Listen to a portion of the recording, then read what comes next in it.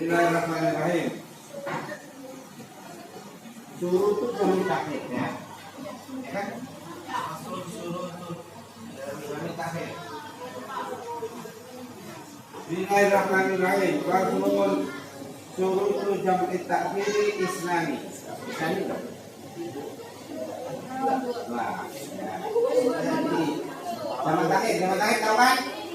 Sholat digabung di waktu yang ke berarti maghrib ke isya atau zuhur ke asar. Kita lihat apa saja. Niatut takhir. Jadi takhir itu maksudnya di waktu sholat yang pertama kita sudah niat entar sholatnya bareng isya atau entar sholatnya bareng asar. Jadi di waktu pertama, di waktu yang pertama apa nih?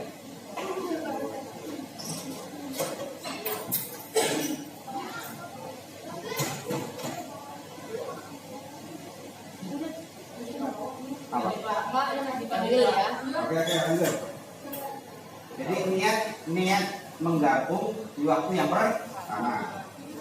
Kemudian yang berikutnya waqt baqiya minal waqtil ula ma yasauha.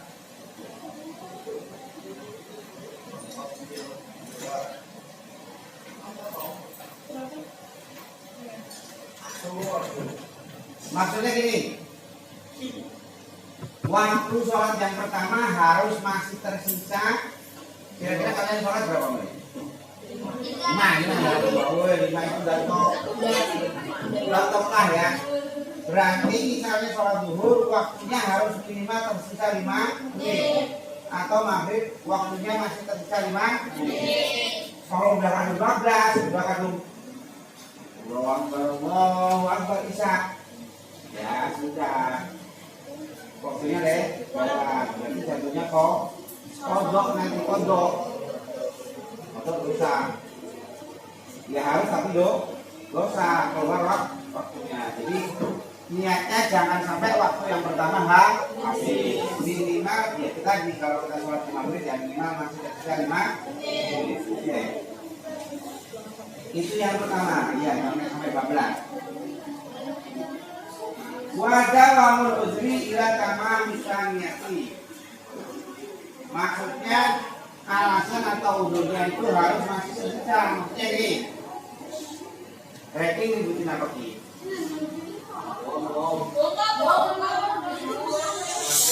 Ya sudah. Enggak. Udah jangan itu mulai Ki.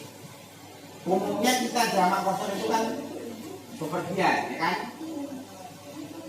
Berarti sampai sholat kita selesai, kondisi kita harus tetap dalam bepergian.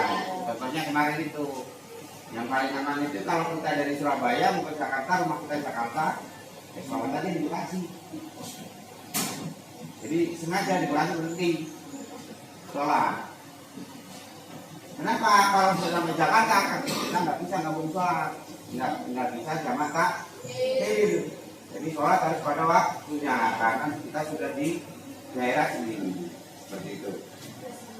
Kemudian yang berikutnya, udah ya coba ya. Tadi pertama apa? Niat di waktu yang pertama. Waktu pertama juga harus tersisa minimal 5 menit. Kalau kita sholatnya 5 menit, jangan 25 menit. Rata-rata 2-3 menit sudah habis. Apalagi subuh 3 menit habis ya. Kemudian yang kedua, alasan uzurnya masih tetap ada. Kalau kita alasan bepergian, berarti sholat kita harus tetap dalam keadaan bepergian. Nggak boleh sudah sampai rumah baru jemaah. Ya nggak boleh. Ya harus tunggu waktunya. Kemudian yang berikutnya, Baslun surutul kosri. Nah, sekarang kosor. Kosor itu apa? Kosor itu meringkas kok. Surutul kosri sab'atun. Berapa betul? 7. Benar.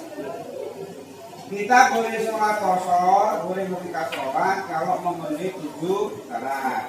Oke, yang pertama, ayakuna safaruhu marhalata ini. Kalau jarak bepergian kita sudah mencapai 2 marhalah. Apa sih? Jarak ya kira-kira 80 kiloan lah. Berarti kira-kira mana ini? Jakarta Cirebon enggak? Jakarta Indramayu juga ya? Udah lewat itu hampir 100 kan. Jadi minimal jarak kita harus 2 marhalah. 2 marhalah itu kira-kira 80 kilo. Itu yang pertama. Kemudian wa ayatuna mubahan. Maksudnya bepergian kita itu tidak dalam keadaan bepergian yang terlarang. Misalnya gini, kita pergi ke Semarang dari Jakarta, tapi niat kita merampok. Berarti bepergian kita boleh nggak itu? Nah, kalau bepergian kita nggak boleh, maksudnya dilarang, orang mau merampok itu kan nggak boleh ya. Maka kita nggak boleh sama kosor nggak boleh. Jadi bepergian yang dibolehkan itu bepergian yang boleh kosor itu kalau bepergiannya itu tidak dilarang. Tapi kalau pergi mau merampok atau misalnya mau bunuh orang misalnya, nggak boleh kosor. Nggak boleh kok. Kemudian yang berikutnya wal ilmu bijawazil qasri. Ini mulut Bapak masih agak terganggu ngomongnya. Yang berikutnya kita harus tahu bahwa kosor itu boleh. Kalau nggak kosor itu boleh, itu kita harus tahu. Kalau nggak tahu itu boleh ya jangan. Rata-rata soalnya gini, biasa sholat 4 rakaat terus 2 rakaat rasanya kayak ada yang kurang kalau nggak biasa. Gitu ya. Padahal itu karena itu dispensasi, ya sebaiknya diambil. Karena dikasih bonus, yang kasih bonus sebelum diambil apa enggak? Diambil.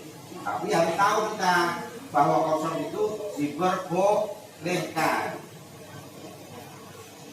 Ngomongnya masih agak susah.